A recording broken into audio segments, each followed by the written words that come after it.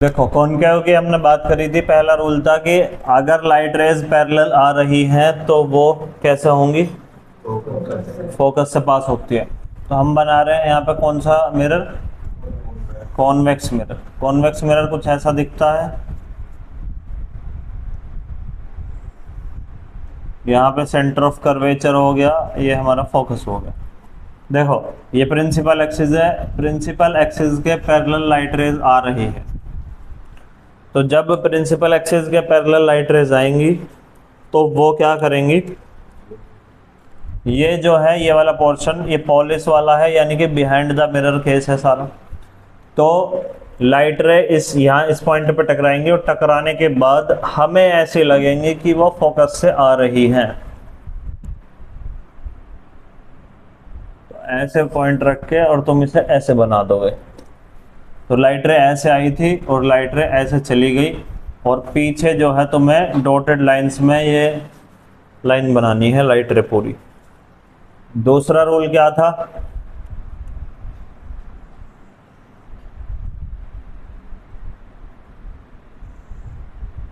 दूसरा रूल ये था कि जब लाइट रे सेंटर फोकस पर आ रही होती है, हमें दिखाई देगी कि लाइट रे जो है फोकस पे आ रही है, तो वो ऐसे आएगी, इसके बाद में वो डॉटेड लाइंस में आएगी ऐसे करके, और वो टकरा करके प्रिंसिपल एक्सिस के पैरेलल हो जाएगी ऐसे। तो यहाँ पे तुम दिखाओगे कि ये लाइट रे आ रही है, और यहाँ पर तुम दिखाओगे कि ये लाइट रे यहाँ से जा रही है। इसमें कुछ डिफरेंस नहीं देखने को मिलेगा तुम्हें, बस ये एरो जो है इन एरो का डिफरेंस है। ऐसे ये लाइट जा रही है, इसमें आ रही है, ये लाइट इसमें आ रही है और ये जा रही है। थर्ड रूल क्या कहता है,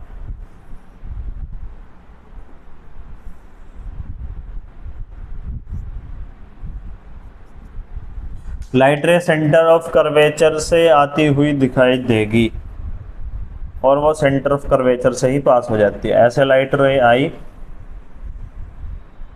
और वो ऐसे ही चली गई। तो आती हुई को दिखाओगे तुम ऐसे, और जाती हुई को दिखाओगे ऐसे, और behind the mirror dotted line से रिप्रेजेंट करो।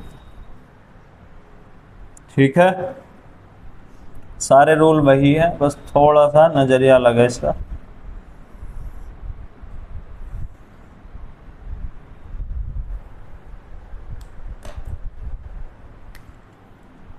ये हमारा सेंटर ऑफ कर्वेचर है, ये फोकस है।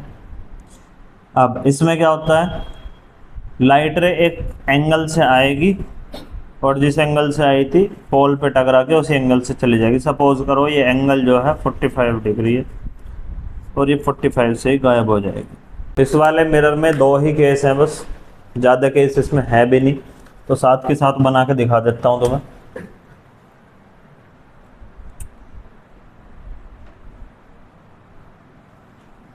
ये हमारा है कॉन्वेक्स मिरर। सारा काम वही करेंगे, principal axis, centre of curvature, focus, pole वगैरह, ये सारी चीज़ हम रखेंगे। इसमें दो केस हैं, एक तो ऑब्जेक्ट को पोल और इन्फिनिटी के बीच में रखा जाता है, ठीक है, या ऑब्जेक्ट को इन्फिनिटी रखा जाता है। केस कौन कौन से हैं, पोल एंड इन्फिनिटी के बीच में, है ना, बिटवीन पोल एंड इन्फिनिटी। और जो सेकंड पॉइंट है, सेकंड केस है, वो है एट इन्फिनिटी। पोल और इन्फिनिटी के बीच में जब तुम ऑब्जेक्ट को रखोगे, मतलब इस रे पे कहीं पे भी रख लो, प्रिंसिपल एक्सिस पे कहीं भी रख लो, ये हमने जो है ऑब्जेक्ट यहाँ पे रख दिया। इसमें हम यूनिवर्सल रूल जो है हमारा वही वाला कि भाई लाइट रे जो है प्रिंसिपल एक्सिस के पैरेलल आएगी और फोकस से निकल जाएगी, वो ही रूल अप्लाई करेंगे। प्रिंसिपल एक्सिस के पैरेलल आई और लाइट रे जो है फोकस से निकल गई, तो लाइट रे आती हुई दिखाओ, इस लाइट रे को जाती हुई दिखाओ। दूसरा रूल हम अपना वही यूज करेंगे, सेंटर ऑफ कर्वेचर वाला। तो लाइट रे जो है पहले यहाँ से ऐसे और ऐसे ही वापस चली जाएगी। इसको थोड़ा सा और बढ़ा कर दिखाना चाहिए। Behind the mirror light rays को हम ऐसा बनाएंगे। अब यहाँ पे इस पॉइंट पे जो है ये लाइट रे जो है एक दूसरे को कट कर रही है, तो ये बन गई इमेज। लाइट रे ऐसे गई और ऐसे वापस है, ये इमेज बन गई तुम्हारी, ये ऑब्जेक्ट है। इमेज कैसे बनी? रियल इन्वर्टेड है या virtual and direct? Virtual and direct है। ऐसे ही अगर हम इसका दूसरा केस ले, तो दूसरे केस में क्या होगा? यहाँ पर होगा फोकस, यहाँ पर होगा सेंटर ऑफ कर्वेचर। बहुत दूर से, इन्फिनिटी की बात चल रही है तो दूर से लाइट रे आएंगी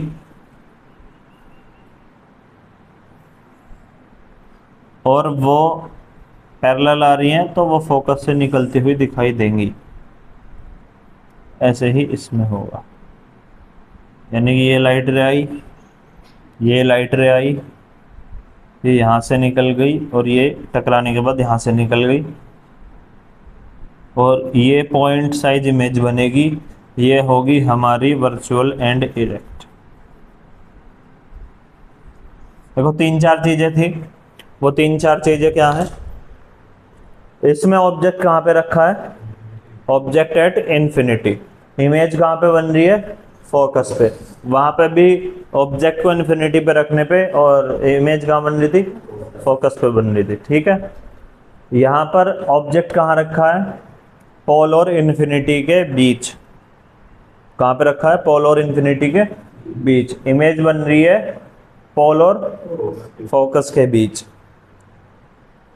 दूसरी बात, इमेज का नेचर कैसा है? तो इसमें तुम्हें याद रखना है कि जो कॉन्वेक्स मिरर है उसमें केवल और केवल वर्चुअल एंड इरेक्ट इमेज बनती है, रियल एंड इन्वर्टेड इमेज बनती नहीं है इसमें। ये भी वर्चुअल एंड इरेक्ट इमेज है और ये भी वर्चुअल एंड इरेक्ट इमेज बनती है जो कि पॉइंट साइज की है। इमेज का साइज बताओ इसके ऑब्जेक्ट के कंपैरिजन में कितना बन रहा है? Smaller than the object. ठीक, या डिमिनिश्ड भी लिख सकते हो, वहां पे डिमिनिश्ड वर्ड है इसमें। और यहाँ पर देखो पॉइंट साइज बन रहा है, तो पॉइंट साइज लिख देना या हाईली डिमिनिश्ड लिख देना। पॉइंट साइज भी लिख दो, कोई दिक्कत नहीं। तो 3-4 चीजें क्लियर होगी इसमें। कॉनकेव मिरर का पहला केस है जिसमें वर्चुअल एंड डायरेक्ट इमेज बनती है और कॉन्वेक्स मिरर के दोनों केस है जिसमें वर्चुअल एंड डायरेक्ट इमेज बनती है। बाकी कॉन्वेक्स मिरर में real and inverted image exist ही नहीं करती। रूल्स वगैरह भी पूछ लिए जाते हैं।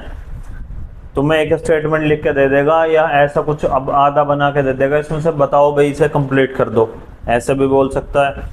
कोई स्टेटमेंट वगैरह दे देगा कि भाई एक लाइट रे प्रिंसिपल एक्सिस के पैरेलल आ रही है ना, इसका रूल बना दो। हाँ, ऑब्जेक्ट यहाँ पे रखा है तो इमेज कहाँ बनेगी? इमेज वहां पे बन रही है तो ऑब्जेक्ट कहाँ रखा होगा, ये भी बात पूछी जा सकती है।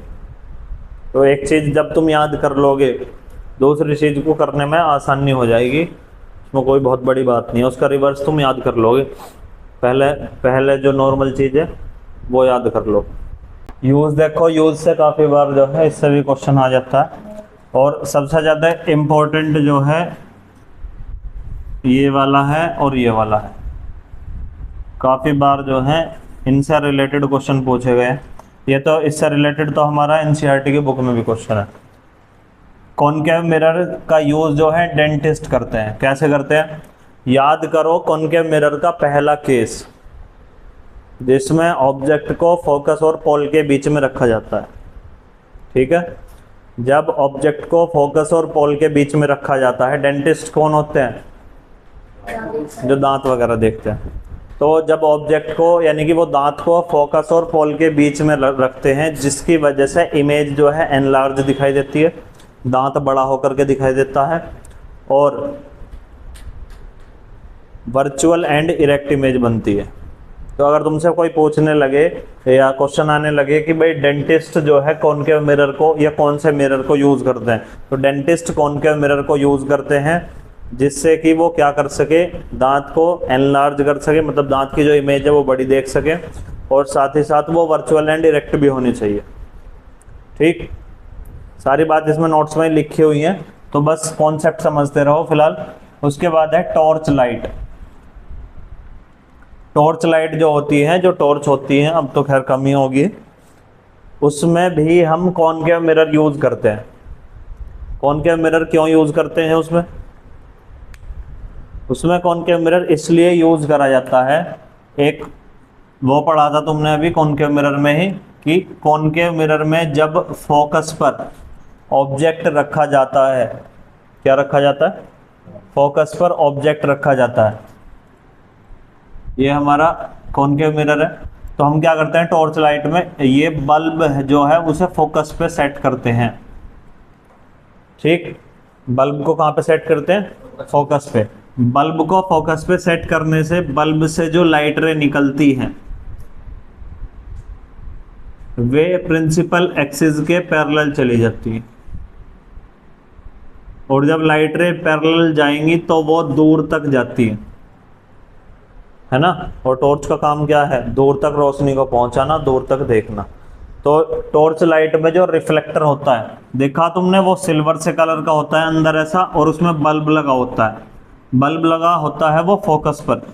फोकस पर लगे होने की वजह से लाइट रेज जो है इस कॉनकेव सरफेस से टकराती है, और टकराने के बाद जो है दूर तक एक पैरेलल बीम बनाती है। इसलिए कॉनकेव मिरर जो है टॉर्च लाइट में यूज करा जाता है, एज अ रिफ्लेक्टर वर्ड आएगा उसमें। फिर सोलर कुकर। सोलर कुकर में इसका उल्टा होगा, कि सोलर कुकर में भी जो है कॉनकेव मिरर हम यूज करते हैं।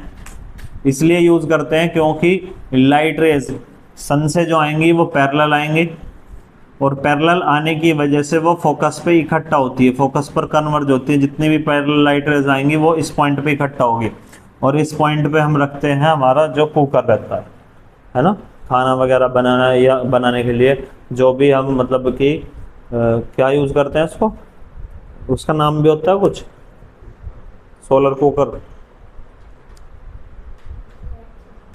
मतलब कि सीधी सी बात यह है, जैसे हम ये क्या लगाते हैं ऊपर छत पे, क्या लग रहे हैं, मतलब नाम भी भूल गया, सोलर पैनल लग रहे हैं जैसे हमारे। तो सोलर पैनल क्या कर रहे हैं कि वो लाइट, मतलब उसका हम उसका यूज़ कर रहे हैं सन रेज का, और उससे हम इलेक्ट्रिसिटी बना रहे हैं। तो यहाँ पर हम सन रेज का यूज़ कर रहे हैं सोलर कुकर में, मतलब कि जो भी चीज़ हमें बनानी है वो सोलर कुकर में बना लेते हैं। ठीक, तो डेंटिस्ट यूज करते हैं कॉनकेव मिरर को, टॉर्च लाइट में यूज होता है कॉनकेव मिरर, और सोलर कुकर में भी कॉनकेव मिरर यूज होता है। उसके बाद कॉन्वेक्स मिरर कहाँ पे यूज करा जाता है? कॉन्वेक्स मिरर यूज करा जाता है रियर व्यू मिरर इन व्हीकल्स। जितने भी हमारे व्हीकल्स होते हैं, चाहे वो हमारी कार है, चाहे बस है, स्कूटर है, बाइक है, उन सभी में जो साइड में मिरर लगे हुए होते हैं उनको रियर व्यू मिरर बोलते हैं, जिसमें हम पीछे की चीज़ें देखते हैं। ठीक है, साइड व्यू मिरर या रियर व्यू मिरर, उसमें हम कॉन्वेक्स मिरर यूज करते हैं। क्यों यूज करते हैं कॉन्वेक्स मिरर? सबसे पहली बात तो यह है कि वर्चुअल एंड इरेक्ट इमेज बनाता है। हमेशा दो केसेस आए, दोनों में वर्चुअल एंड इरेक्ट इमेज बनी, हमेशा वर्चुअल एंड इरेक्ट इमेज बनाता है। और दूसरी बात इसकी खासियत क्या है कि ये ज़्यादा एरिया शो करता है, ज़्यादा फील्ड शो करता है। देखना घर जाके,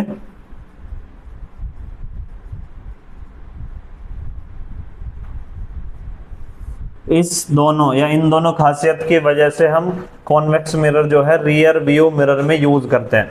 क्योंकि भाई रियर व्यू मिरर हम यूज कर रहे हैं, हमें जो है इमेज ऐसे दिखनी चाहिए जो बिल्कुल सीधी हो, ये नहीं कि वो उल्टी बन के आए, है ना। अगर हम इसकी जगह पर कॉनकेव मिरर यूज करेंगे तो हमें समस्या आएगी बहुत ज़्यादा। इमेज पर चला वो तुम तो सीधे चल रहे हो और पीछे से यूं गाड़ी लटकती हुई दिखाई दे रही तुम, और ज़्यादा एरिया, ज़्यादा फील्ड शो करता है। दूसरा, बड़े हॉल, मॉल और शॉप में लगाया जाता है। देखो बहुत पुरानी बात हो गई है, तो शायद अब भी, तो अभी देखे तुमने कहीं पे ऐसे कुछ लगे हुए ये मिरर, बड़े जो शॉप या मॉल वगैरह होते हैं, टोल पे, हाँ, तो वहां पर लगे हो, मतलब कि ऐसी जगह पर तुम्हें देखने को मिल जाएंगे। क्यों मिलेंगे? क्योंकि ज़्यादा एरिया शो करता है। जैसा ये मान के चलो मैं यहाँ बैठा हूँ इस कोने में, और मुझे इस पूरी शॉप पे या पूरे कमरे पे ध्यान रखना है, तो मैं एक कोने में उसे फिट करवा दूँ तो सारा जितना भी यहाँ का व्यू है वो उसमें दिखता रहेगा। ठीक है। हाँ, कॉन्वेक्स मिरर जो है ब्लाइंड टर्न्स है, वहां पर ब्लाइंड टर्न्स पे भी यूज करा जाता है। ब्लाइंड टर्न्स का मतलब है कि तुम ऐसे जा रहे हो, ऐसे जाने के बाद एकदम से ऐसे मोड़ है और सिंगल रोड है, कोई इधर से आ भी रहा होगा और तुम इधर से जा भी रहे होंगे, तो जो कॉन्वेक्स मिरर है वो यहाँ पर लगाया जाएगा, जिससे कि इस वाले को भी पता चल जाएगा कि इधर से कौन आ रहा है और तुम्हें भी पता चल जाएगा कि उधर से कौन आ रहा है। ऐसे लगाया जाता है इसको। ठीक। बिग हॉल की या जो भी स्मॉल, मतलब कि स्मॉल करा मॉल और शॉप वगैरह में लगाया जाता है, वो ज़्यादा एरिया को कवर करता है, इस वजह से कॉन्वेक्स जो मिरर है उसको लगाया जाता है। तो ये जो हमारी इसकी एप्लीकेशन है, यहाँ पर ये चीज़ अप्लाई होती है या इनके यूजेस है। ये चाहे केस स्टडी में किसी तरीके से आ जाओ, केस स्टडी बन के इनमें कुछ, या डायरेक्ट क्वेश्चन आ जाओ इनसे, या 1-2 नंबर MCQs वगैरह में आ जाओ, तो ये चीज़ तुम्हें याद रखने की है। इनके पीछे कॉन्सेप्ट समझना जरूरी है बस, कि टॉर्च लाइट में मिरर क्यों लगाया जाता है। टॉर्च लाइट में मिरर इसलिए लगाया जाता है कि जैसे कि जिससे वो पैरेलल बीम ऑफ लाइट को रिलीज कर सके, और parallel beam of light release कौन करेगा?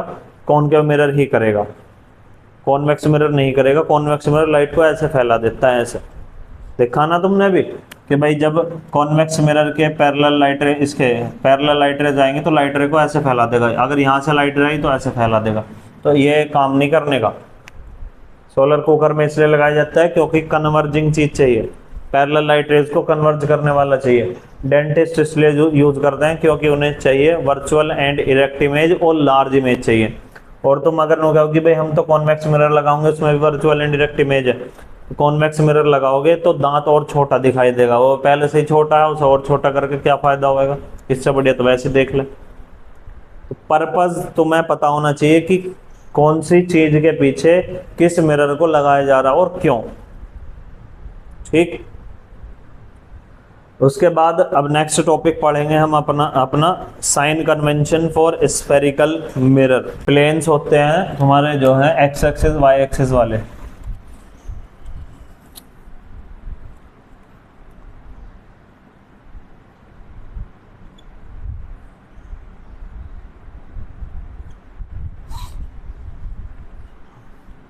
ये हमारी पॉजिटिव एक्स एक्सिस है, नेगेटिव है, ये नेगेटिव, ये पॉजिटिव।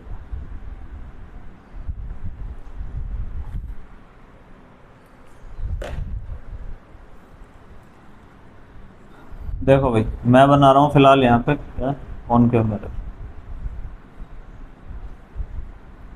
और यहाँ पे बनता है कॉन्वेक्स मिरर।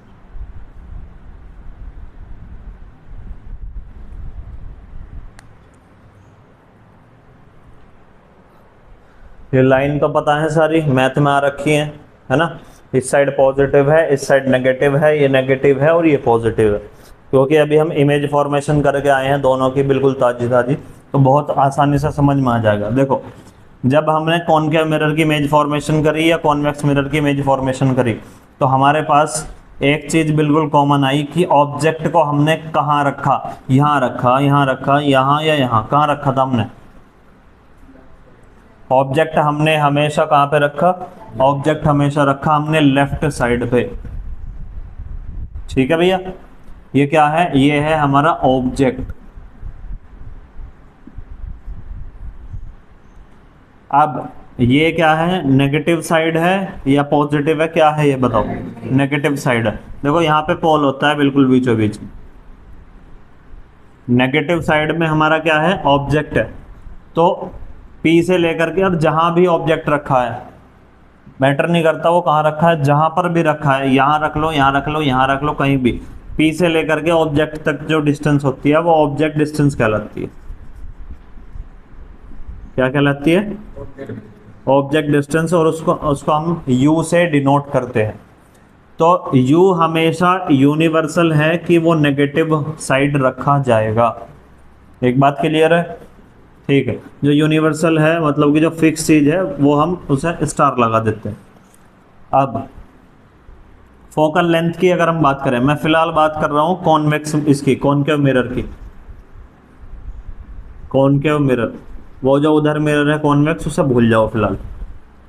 इसमें अगर हम फोकल लेंथ की बात करें तो कॉनकेव मिरर जो है उसकी फोकल लेंथ कहाँ आई है भाई? कॉनकेव मिरर ऐसे है, इसका पूरा स्फीयर बनाएंगे तो इस साइड बनेगा कहीं, यानी कि यहाँ पे कुछ फोकस होगा और यहाँ पे रेडियस ऑफ कर्वेचर होगा, सेंटर ऑफ कर्वेचर होगा मतलब।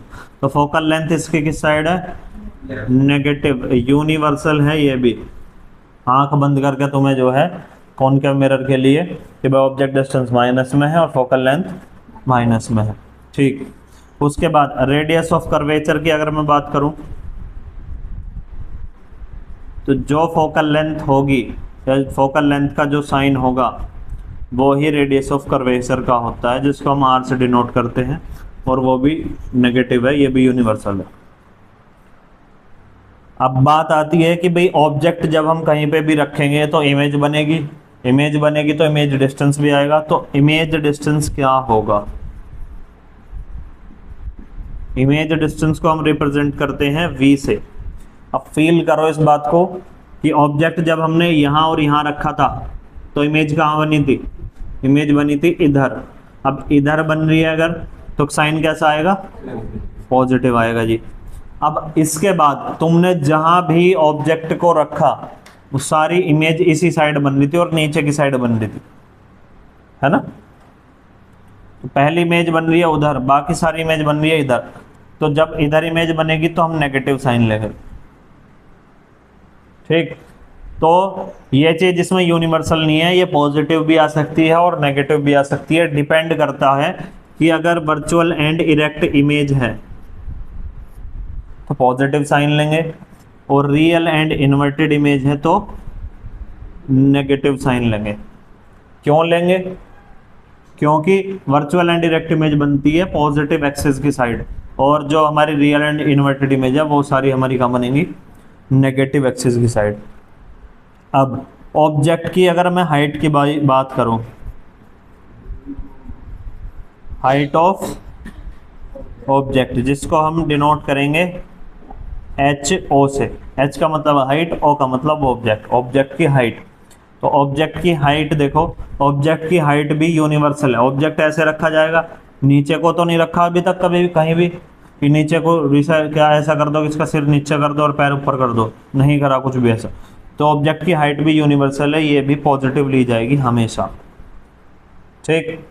अब है हाइट ऑफ इमेज, जहां भी इमेज बनेगी इमेज की हाइट भी होगी कुछ। तो इमेज की हाइट को एच आई से डिनोट करते हैं, आई का मतलब इमेज, एच का मतलब हाइट। अब देखो इमेज की जो हाइट होगी वो डिपेंड करेगी वर्चुअल एंड डायरेक्ट है या रियल एंड इन्वर्टेड है। वर्चुअल एंड इरेक्ट इस साइड बन रही थी और वो ऊपर बन रही थी, तो अगर वर्चुअल एंड इरेक्ट है तो प्लस साइन लेते हैं, और रियल एंड इन्वर्टेड है तो माइनस साइन लेते हैं, क्योंकि नीचे बनती है रियल एंड इन्वर्टेड। इस कॉन्सेप्ट को समझने में कोई दिक्कत आई अभी? लो ऑब्जेक्ट ये रखा, ऑब्जेक्ट की हाइट देखो, ये ऑब्जेक्ट यहाँ है, तो इस ऑब्जेक्ट को मुझे नापना है तो मैं सीधा यहाँ जाऊंगा, तो ये कौन सी एक्सिस है? Positive axis. तो ऑब्जेक्ट की हाइट कैसी है? पॉजिटिव, ठीक है। अब इमेज बनी मान के चलो यहाँ पे, तो इतनी इमेज है, तो इसके जस्ट सामने आओ, तो ये हमें पता चला कि ये कैसी एक्सिस है? पॉजिटिव। तो इमेज की हाइट कैसी होगी? पॉजिटिव। इमेज बन गई ऐसे नीचे को, तो इसके जस्ट सामने यहाँ आ जाओ, तो नेगेटिव एक्सिस है तो इमेज नेगेटिव, ऐसे करके। अब यही बात तो मैं जो है अपने आप को बतानी है, अपने दिमाग को बोल के बतानी है घर जा करके। और सुनो अब इसके बारे में बात करो। ये वाला जो मिरर है इसका जो है फोकस होता है यहाँ पे और सेंटर ऑफ कर्वेचर होता है यहाँ पे, ठीक है। बात कर लियो बाद में जाकर।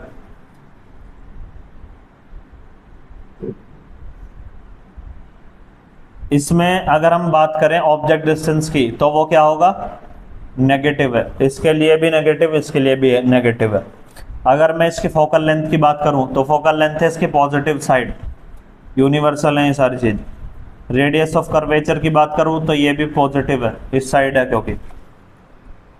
इमेज डिस्टेंस v की अगर मैं बात करूं तो v इसमें यूनिवर्सल है, वो हमेशा आएगा पॉजिटिव इसमें, क्योंकि कॉन्वेक्स मिरर में दो केस थे, इमेज बनाई थी, एक फोकस पे बन रही थी और एक पोल और फोकस के बीच में बन रही थी और सीधी बन रही थी ना। तो क्योंकि इस साइड बन रही है तो कैसा इमेज कैसी बनेगी, इमेज डिस्टेंस कैसा होगा, पॉजिटिव होगा। उसके बाद इसमें रियल एंड इन्वर्टेड तो बनती ही नहीं है। हाइट ऑफ ऑब्जेक्ट, ऑब्जेक्ट की हाइट, यहाँ पे ऑब्जेक्ट रखा है, हाइट तो अभी भी वही है, पॉजिटिव है हाइट, ये भी यूनिवर्सल। एक चीज और रह गई तुम्हारी, इमेज की हाइट। बताओ अब इमेज की हाइट तुम क्या होनी चाहिए इसकी, इमेज की हाइट होगी हमेशा पॉजिटिव। ठीक, पॉजिटिव होने का मतलब क्या है, हाइट ऊपर की साइड है, और ऊपर की साइड है तो वो इमेज का नेचर कैसा है, वर्चुअल एंड इरेक्ट है, तो ये भी यूनिवर्सल चीज है। तो इसमें तुम्हें एक चीज याद रखनी है कि केवल U माइनस का होता है कॉन्वेक्स में, बाकी सब पॉजिटिव।